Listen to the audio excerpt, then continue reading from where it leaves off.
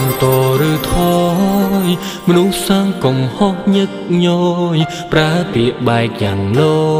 យចាក់ចេញជាច្រើនសារវិលវិញរួចសុំទុំដើរតួយ៉ាងកំសត់ហេវហត់គ្រប់រឿងដដែល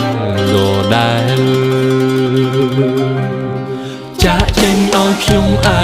កាចាក់ចេញឲ្យខ្ញុំយំរឿយចាក់ចេញជាច្រើនដងហើយចុងក្រោយត្រឡប់ធ្វើដូចធម្មតារៀបរឹកដូចមនុស្សម្នាក់ថ្មីតាំងចិត្តបដិញ្ញាសន្យាប្រាមនោគុំវោហា